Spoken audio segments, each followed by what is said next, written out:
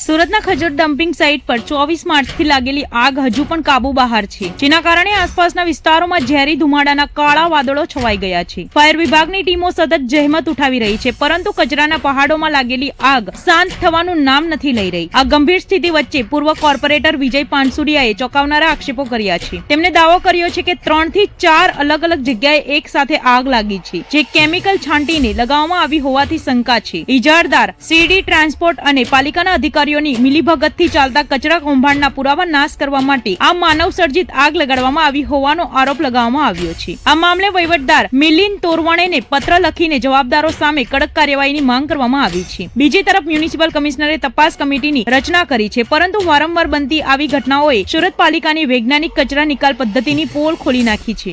વિજય પાનસરિયા, પૂર્વ કોર્પોરેટર, સુરત મહાનગરપાલિકાના dumping site Khajod સાથે 24 કલાકથી આગ લાગી છે।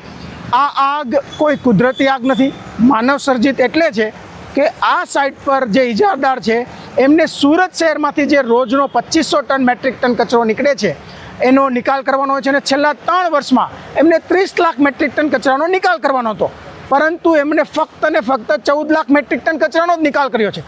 બાકીનો જે 16 લાખ મેટ્રિક ટન કચરો એઝ ઇટ ઇઝ અનપ્રોસેસ કર્યા વગરનો ત્યાં ને ત્યાં છે। તો આ કચરાનો નિકાલ કઈ રીતે કરવો? એકવાર એમની વિરુદ્ધ કચરાનો બારે-બાર નિકાલ કરવા માટે એફઆઈઆર થઈ છે, એટલે બીજી વાર 52 દિવસ પહેલાં ત્યાં આગ લાગી હતી।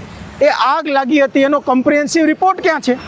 આગ શા માટે લાગી હતી, કેટલો કચરો સળગી ગયો, પર્યાવરણને કેટલું નુકસાન થયું, અને તે દિવસથી આજ દિવસ સુધી એ કચરાને પ્રિકોશન ફરીથી ન આગ લાગે એ માટે પ્રિકોશનના શું પગલાં લીધા એ રિપોર્ટ મીડિયા સમક્ષ કે લોકો સમક્ષ રજૂ નથી કર્યો, અને ફરીથી આગ લાગી છે, અને આ આગ હજુ 2 થી 3 દિવસ ચાલવાની છે। એટલે ક્યાંક ને ક્યાંક આ ઇજારદાર દ્વારા જે પોતાએ કરેલો ભ્રષ્ટાચાર અને 213 કરોડનું જે કચરા કૌભાંડ છે એના પુરાવા છુપાવવાનું સૌથી મોટું કારસ્તાન કરતા હોય તેવું ચોખ્ખું દેખાય છે।